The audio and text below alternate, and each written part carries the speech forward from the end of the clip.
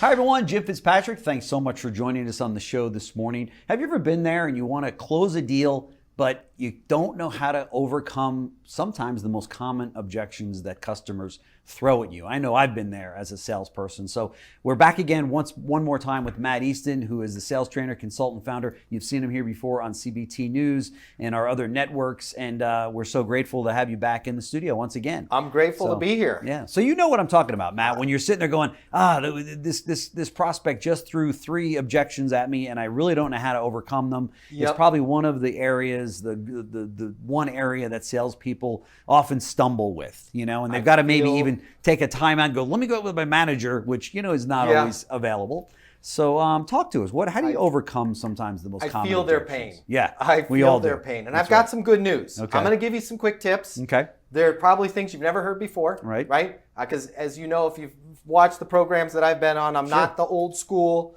I'm not into manipulating people. I'm not into what was that shell game that they play? Follow the thing. Which there's no room for today, right? I mean, we've talked about this before. If you guys want to continue to do that, this wouldn't be the show for you, because we want to bring you new ways of selling in 2022 and beyond. And as you all know, the game of sales has completely changed in the last number of years. So that's why we love bringing Matt in, because he is the new way that people need to be trained in the area of sales. So thank you. Let's talk about it. Yeah, and just quick rewind on that. If they have some of those catchphrases, the one recommendation I would say is try a couple weeks without them, because you might be successful despite the fact that you're saying that. That's right. That's right. So that's right. Just not good. Point. So here's some good news. First things first, all right? A lot of that old school training, I don't even like the word overcoming objections, because I feel like we're framing things in the wrong way. Okay. 90% of the things, maybe even north of 90% of the things that we're labeling, the things that we think are an objection, they're not going to do the thing I want them to do. They're not going to buy this. They're not going to schedule a follow-up, whatever it is that I want them to do. Okay? 90% are not objections at all. Okay. You have an idea what they are? No. They're complaints. They're complaints. Okay. Yeah. Especially take automotive, for example. Right. You were just telling me about the price. What did you say the average price of a vehicle was? $48,000. $48,000. Okay, that's a big chunk of change. I think sure is. I checked the other day. The average income in America was, I think, $31,900. Okay. So wow. Yeah. It's you got to work a year and a half just to pay for the car before taxes. That's right. That's right. Or go to jail for tax evasion. That's right. This is a big ticket item. Yeah. So even though people are excited about it, even though cars, especially for me, cars bring much joy to my life. Yeah. I'm a car guy. Okay. But even though when it's something that somebody loves, they're still going to have complaints. Right. What ends up happening with this older training is we essentially start doing combat with these people, verbal combat, right? And by the way, this will help you in your personal life as well. Sure. Realize that most of the time, if you're getting pushback from your spouse or your kids or your customer, the fact that they're giving you pushback and complaining does not mean that they're not going to do the thing you want them to do. Right. It does not mean that they're not going to do their homework. Yeah. It does not mean that they're not going to buy the vehicle. It does not mean that they're not going to have that dinner date with you. Sure. Right? It's a complaint. Yeah. So the first thing I need to do is have in my head locked in, it's just a complaint, right? And agree with it. I hear you. I'm with you. I understand, right? It's so interesting that we've somehow welded this whole idea of I have to agree with what you're saying. So if you say this is overpriced, I have to believe also that it's overpriced to understand you. And that's not true. Okay. I can both disagree with you and understand you. Okay. So, oh man, this price is really high. I understand. Right. I get it. Right. I'm with you.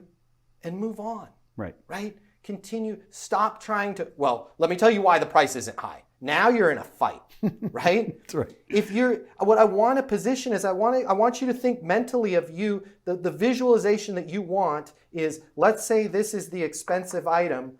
Instead of you standing on one side, the other person standing on the other, and you guys arguing over the expense, right. I would much rather have you both standing side by side looking at it, and you go, it's expensive, and I say, I'm with you. Yeah. Doesn't mean that you're not going to buy it. Right. Okay? And we don't have hours to get into the type of training that I get to on handling objections, but just know that a couple other things. Before you offer a solution, right? ask them for their thoughts. Okay. Ask them for their ideas, right? So how would that go? Let's say they can't get the item for a month. Let's say there's a wait. Sure. Right? And they complain, oh man, I can't wait for a month. I have to have it right now. Instead of saying something clever like, well, everybody has to wait, creating combat, Right. stand next to you side by side. I hear you, I'm with you. Hey, Jim, just out of curiosity, what are some of your thoughts? Well, I mean, it wouldn't be ideal, but I could, let's say it was that vehicle. I could borrow my daughter's car for 3 weeks, right? People are exponentially more likely to do the thing we want them to do based on their reasons. Okay. They're exponentially less likely to do it based on our reasons. Right. Even when our reasons are more powerful, more validated, more supported by data, right? I don't care what the reason is. If it's your reason. Your reason doesn't have buy-in, their reason has total buy-in. Correct. Right. So before I give you a workaround, I want to ask you for your own thoughts. Right? You're going to find about 60% of the time they're going to solve their own problem. And that's a good thing. But let's say they're like, I don't know, I just got to have it right now. Right? The next thing before I give you an idea, I just want you to show that you're committed to figuring it out, right? We jump too quickly into trying to resolve things without Jim, listen, if delivery is important to you, it's important to me. I do this all the time. I totally understand how you feel. I'm sure we're going to figure this out. When you say things like that, both in your business life and in your professional life, I'm sure we'll figure this out. You're going to find that a lot of times the other person on the other side, whether it's a relative or a customer, is going to say, hey, I really appreciate that. I don't mean to be flipping out on you. It's just, it's been a frustrating day for me, right? You empathize with them. You're not being sympathetic. You're not saying you're going to give them what they want, but you're saying together we are going to figure it out. Let's let clearer heads prevail here, right? Because it could get very heated, to your point. It could be very combative, and it shouldn't be that way. It should not be that way. And again, I'm going to leave out a bunch of stuff that I could train them on, but let me give you 2 others. Let's say we've gotten that far. We've done some of the steps that I taught them right now, or some of the steps that they've learned through our portal or our live events. Here's another one. And by the way, this will help you with your relationship too. This helps me with my wife, Heather. Did you hear something about my relationship? No, your relationship's great. But this will help make it even easier. Right? I remember my wife wanted to go to a party. I wanted to go to a party at some neighbors down the street's house. The party where it was going to be, there was a creepy individual that lived there. My wife kept complaining, objecting, because it was at the creepy person's house. We'll just leave it at that. I'm not going to name names. Okay? Let's hope they're not watching. I was unskillful. I make mistakes too.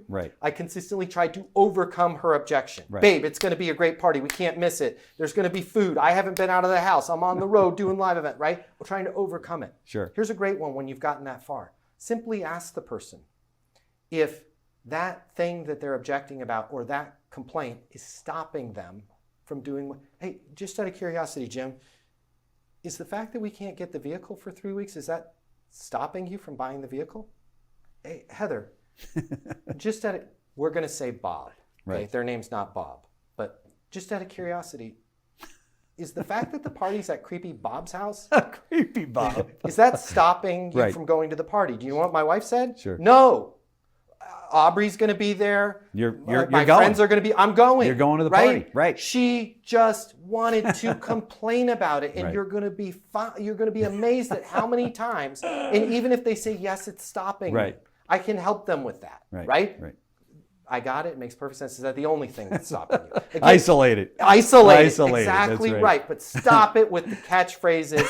Stop it with the if I could do this, would you? It just does not work. It doesn't. Most of the time, all we need to do is be a good person and be empathetic and understand them. That's right. And things are going to work themselves out. You bring up a very good point, because when somebody does say that, in most cases, will this prevent you from moving forward on the car purchase, the boat purchase, the RV, the washer dryer, whatever the case might be? All too often, that person will say, oh, no, I still want to get it. We just need to figure out the timing. We need to figure out, do I rent a car? Do I not rent a car? Do you have a loaner car that I can use until the vehicle comes in? Maybe I pay another month on my lease payment that I currently have because I thought it was due now, but maybe there's another way around that. And you're exactly right. All too often, I think salespeople start to go in a different direction. Hey, Correct. let's see if we've got a used vehicle that we can put them in today versus waiting for the new vehicle or something along those lines, right? Yeah, and in your analogy there, you came up with about 4 things that the average salesperson would never think of.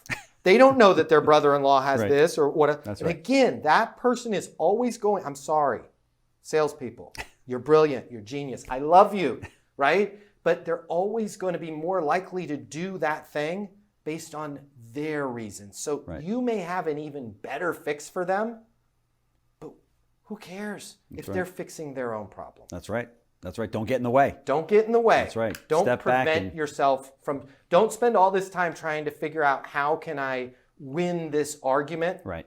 And start thinking about how can I help this person make a decision. That's exactly And sometimes they just need a nudge to decide for themselves. Hey, we've had you in here a number of times, and we love when you come in. We get such great responses from the people that tune into our different networks and such. Talk to us a little bit about Easton University. What are people going to find when they go there, and what kind of training do you offer? Yeah, so there's basically 3 flavors. There's an online portal where they'll have access to literally me, my ugly mug, right there on their phone, their tablet, their computer, working with them in little courses, helping them with things just like this. And then every week I do live sessions for all of our students. I'm on a live platform where they can see me, they can be on video, audio, they can ask me questions. And then the third flavor is really customizable. I can work with large groups, large organizations, both virtually and in person. So whatever somebody needs, whether it's a certification for themselves, training for themselves, online certification for their team, or to literally have me come out and get everybody fired up, I've got a way I can. That's awesome. That's awesome. And that's why you're here, because I know that you do a great job at that. Thank you so much. You know, for people that are out there, especially in the area of sales, this might be a great opportunity for you to actually invest in your own career, in your own professional, in your own bank account. And if you know, the more training that you can get in sales, many times what we see is that companies are not providing this to their salespeople. You might have gone to 1 week of training. They say, okay, go out there and be successful. We all know 1 week doesn't cut it. And so, you know, the reason that Matt is here is we have seen him not just on social media, and I know that you guys have too, but also have spoken to a number of the companies that he's done business with, and Easton University is one of the best out there. But do something. You know, if it's not Easton University and working with Matt, invest in yourself. This is up to you. Your career and your livelihood and your financial future isn't up to anybody else but you. So don't blame it on the company that you work for to say, they don't provide training to me. They don't provide sales training for me to close more deals, okay? I'm gonna go try to find a company that does. They don't exist, okay? I've been doing this for a very long period of time, and I too made that mistake of hopping around, trying to look for the right company that provides me and supports me with the right training. They don't exist. The biggest and best companies in the world will also admit to that. So yeah, we give some training along the way, but if somebody really wants to take sales as a profession and make a ton of money doing it, they need to have ongoing training that they invest in themselves and make that happen every day, every week. We all know what NFL players are doing from Monday to Saturday before that game. They're training. That's what they're doing. And they make it look real easy on Sunday because the training that went from Monday to Saturday, right? Yeah. And in sales, we don't do that enough. The top salespeople do, and we know who they are in our organizations, but everybody else kind of walks around and says, well, if I'm supposed to be trained, wouldn't the company that I'm doing business with and that I work for train me? The answer is no. That is up to you. So, Matt, thank you so much for joining us on the show. Really appreciate it. Well said, Jim, and thank you for having me. Great. The world of sales has completely changed. Today's customer has access to more information. Today's customer has more choices. The business world needs you. Studies have shown that 84% of salespeople fail to achieve their goals. The old sales training, well, it just doesn't work today.